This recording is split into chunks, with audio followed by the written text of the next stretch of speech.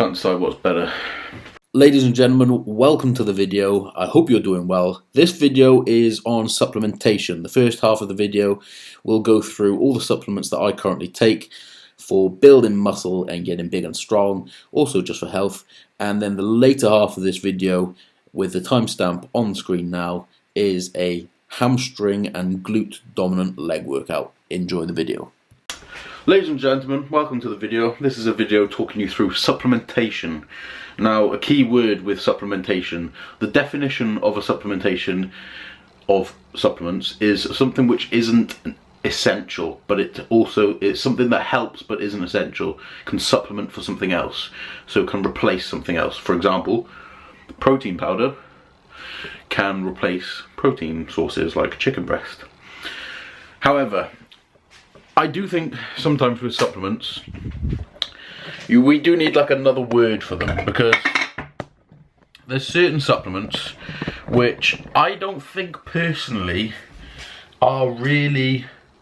should be really counted as a supplement. For example, this is called Support Max Neuro. This is classed as a food supplement. However, I have no idea how I would get these things into my diet without this. So, does it really count as a supplement? I'm not really sure. It is a fantastic product, something which I've not really come across really very often. You don't really have many gym related products that help to relax you and bring you, down to a chilled level, also help with cognitive function. So Support Max Neuro is definitely something which I think is kind of like a standalone product in some ways. I'm sure there will be more of these types of products to come, with people seeing the success of this product, but I think it's a fantastic product. No, I'm not sponsored by Strom, but a lot of these products are going to be from Strom because I get a lot of my orders from them. So this is a carbohydrate drink. Now again, obviously this is a food supplement because I could easily eat some more carbs or eat some food, containing more carbohydrates. However, this passes into your stomach through your gastric lining a lot easier than regular food would. If you were to drink some some drink with carbohydrates in it, like, I don't know, some orange juice or like a Lucozade or something like that, that would probably put more stress on your digestive system, which would need more blood going to your digestive system, so there's less blood going around your body. So, carbohydrates. This is another supplement which I use every single workout. It also contains a good amount of citrulline malate, electrolytes as well, so you're covered from pretty much every single base. Carbolin as well. So that is my carbs. I take a garlic tablet. I've only got one left of those. Garlic for heart health, also just good for immune system. Bit weird, but I had athlete's foot, so that's kind of like the main reason why I took this. Actually, it's just for a bit more immune boost. You can get rid of athlete's foot apparently. Hasn't really cleared it up, to be honest. But 5-HTP, something when it comes to the winter, can be quite helpful to have around. If you're somebody that likes to go out on a sesh, I would definitely keep these in your cupboard, as they can be very good to kind of keep your serotonin levels at a good level rather than crashing and things like that, and feeling a little bit depressed. But if you are on antidepressants, you cannot use these. Multivitamin, just a bog standard multivitamin. That one's from Matrix. I got sent these, a load of those from Matrix. I'm kind of just getting through them. I don't actually promote Matrix supplements, but I do like their multivitamin. Vascumax. So alongside a pre-workout, majority of the time if you're going into the gym, what a good thing to look for is something that's going to enhance your mind-muscle connection, enhance your pump as well. One of the effective ways of building your muscle is actually cell swelling. So you see a lot of people do like occlusion training, things like that. You see myself doing occlusion training. VascuMax, although it's not really the same sort of mechanical system as occlusion training, because you're not really getting that much cell swelling, that much of a difference in the muscle, it does feel pretty damn good. Like when you get a nice pump on this, veins come out, promotes better blood flow, etc, etc. So it's kind of like it feels good and might help a little bit. Next we have now when it comes to pre-workouts, again, none of these are essential. Pre-workouts, I would say probably up there for the least essential kind of thing. If you're somebody that doesn't have caffeine at all, if you're somebody that doesn't really lack that kind of drive, that energy, don't take pre-workouts. But if you do like to have a little bit more of a energy going through your system, a bit more of like a buzz going whilst you're having a training session, what I would suggest to do is to get 2 different types of pre-workouts. One pre-workout which is a little bit stronger. I know I said all of these are strong, but it is what it is. This one, StimuMax Black Edition, is kind of like one of those days where you're really dragging arse. Maybe you've not had much sleep, maybe you've just been really busy and you need a bit of a bit more of a kick in the teeth to go into your training session. But I don't use this very regularly at all, like maybe once or twice a month, to be honest. So I've got a tub from this which I've had for a while. Whoops. Next, the bog standard, or the go-to pre-workout, because this isn't a bog standard pre-workout. This is a pre-workout which not just energy, this one's got more focus in it as well, which I really do like. This is a brilliant product as well from Strom.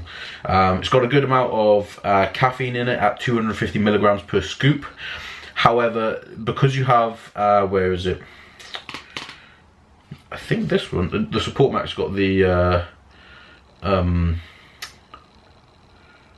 mushroom extract, isn't it? Oh, lion's mane. Okay, so that one's got lion's mane in it. This one's got what's it? Alpha GPC. That's the focus one. So Alpha GPC, which helps with the focus quite a lot. And that's kind of like the go-to pre-workout. Next, something which every single person that's training should take, something that every vegan or vegetarian should also take: creatine monohydrate. The reason why vegans and vegetarians should take this, even if they're not really training, is because it's very difficult to get creatine if you're not eating any meat. Creatine is one of the most studied supplements, and one of the most reliable ones with the least amount of negative effects. I think it's a brilliant product. Everybody should take it. I have it in my intra. It doesn't really matter where you take it. Supposedly when it's intra, you absorb it a little bit better. The ball is still out on that one. Next, another essential in my mind, because it's essential fatty acids, omegas. So getting a full spectrum of omega, what's the time actually? Okay, we've got time. Getting a full spectrum of omegas is very important. This is my favourite source of omegas, because it's sourced from Alaskan salmon. Now, we all know that mercury is poisonous for us, right? You have a certain dosage of it and it's poison. Regardless of what dosage it is, actually, it's poisonous. But if you have it in too high a dose, you will die. This, because it's sourced from Alaska, supposedly, actually I believe, because it's sourced from Alaska, it is much lower in mercury compared to other fish oils.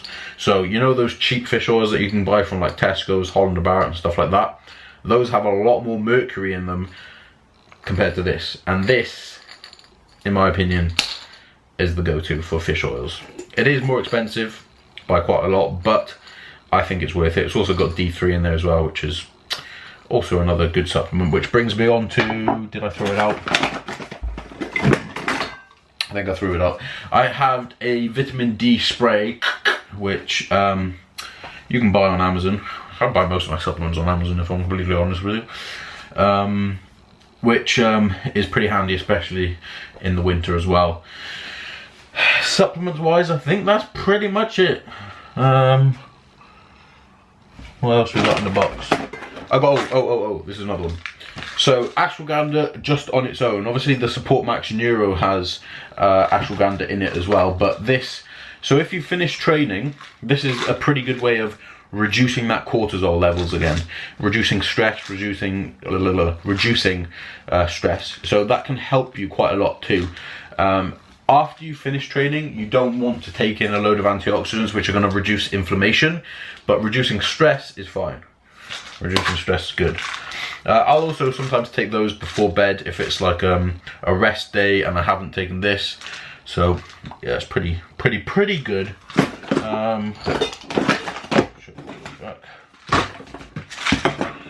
And that is it. Apart from whey protein, but everybody takes whey protein. I don't need to tell you that. So that is supplements. I hope you guys enjoyed the video. I know it's a short and sharp one. Maybe I'll put it onto another video. But that's the supplement. That's the supplementation done. Keep it simple. Okay, ladies and gents, I need your help on this one. We've got a couple of options for what I can do with gym videos going forward. I can either do a voiceover style, podcast style, talking across the workouts. I could leave it as just the background music from the gym. Obviously I can't monetize that. Or I can just have it with nothing, no sound at all. Unfortunately, I'd love to just put some music over it, or do like, you know, standard voiceover, but unfortunately my laptop will probably melt if I end up putting lots of music over it, because the file size, I think, of music and stuff like that is not very good. You know, it's pretty high, and putting that into a timeline, is it called timeline? Yeah, putting that into a timeline as well as all the footage can kind of ruin my computer a little bit. It was that rep which I pulled my right hand side lat, which did hurt a little bit, but it's all good now. So today's subject is training to failure, and something which I spoke about with Jack Kingsley Claw in who was in the last video. We trained a upper body workout. I think we did push, and we talked a little bit about training to failure, and about how a majority of people have no idea what actually training to failure is. Like that rep there, that felt real hard, but that was probably about an 8 RPE. But because of my knees, I really don't like taking, especially leg press, over like that. I think that was 450 kilos. And when I go into there and I start going close to failure, and my knees are creaking and everything, it's just not very nice. So I tend to go to about an 8 RPE on those kind of movements. But then other movements which are safer, for example this, obviously I did this occluded. Occlusion training is another way that you can kind of avoid going so like injury prone, but go very close to failure, if not close to failure and then past failure. But it's a different style of failure doing occlusion training. Proper failure, where you're actually going to a position where you're like, I've actually got nothing left in the tank, I can't even move this weight, I can hold it in a place for like a short time, and then my body just feels like it's going to drop the weight. That failure, I'd say 98% of people don't even know what that feels like. And of course, being an online coach and telling people to go close to failure or go to failure, and people go to like a 7 RPE and think that's failure, it's difficult because you can't really show them exactly what a 8 or a 9 RPE or even failure looks like, because if most people will stop before it even starts getting to a difficult position, and as soon as they start feeling that burn or whatever, they feel like that's failure, so I'm done now, you know, that kind of feeling. But once you've actually gone there, I think it's a very valuable lesson. I think, to be honest, everybody that's going to be taking training seriously should experience failure several times in a training cycle. So whether that training cycle is 4 or 7 weeks, you should be, those last couple of weeks, failure should be there quite a lot. Obviously, if you're going to be going to failure quite a lot, you're going to need to make sure that your recovery is on point, that you've got enough food coming in, the rest of it. But honestly, if you're thinking about taking training seriously, or you think you take training seriously now, experience failure. Go to that point where you can't move anymore. Your body is shaking after you've finished your set. That'll give you some idea of how hard you're actually training. And majority of people, when you tell them to do that, they'll put on a weight, aim for 10 reps, and then you're like, no, you got more in there, you got more in there, you got 5 in there, you got more than that, you got more than that, and they end up going to like 18 reps when they thought 10 would be their failure point. So honestly, experience it. It's as Josh Kingsley Clough would say, it's 6 seconds of pain, then it's done. It's 6 seconds of pain and it's over. Now, I don't think everybody should train to failure all the time. It's something which taxes you quite a lot. As I said, you need to make sure your recovery is on point. If it's not on point, you're gonna ruin yourself. Your central nervous system's gonna take a real big hit. You're gonna get ill. You're gonna get injured. Your sleep's gonna be affected. Your motivation is gonna be affected. So you got to stay on top of the other things as well. But experience it. There's nothing wrong with it. People have a fear of it, and once you've experienced it, you can kind of gauge where you actually are. So here's the physique at the moment. Do need a haircut, as that is some awful hat hair, which I have a haircut now as I'm recording this. My legs are improved a lot. I think my quads have. Hamstrings are still lacking, but I've got a few months left, and then I'm going to be starting prep, so I've got to keep going. Prep is going to start around about, I know the video's ended, but we'll keep going. Prep is going to start about March, May time, between there. I'm not really sure. Depends really what my current condition is at that point. I quite like to do a decently long prep. My last prep for 2017, I think, was 18 weeks till my first event, which was a photo shoot, and I was peeled after 18 weeks. I do have the unfair advantage of dropping weight extremely fast, but it is difficult for me to put on weight, so it's pros and cons. Anyway, thank you very much for watching the video. Let me know what you think about the voiceover music, podcast style voiceover, and we'll go from there. Thank you very much. Like and subscribe.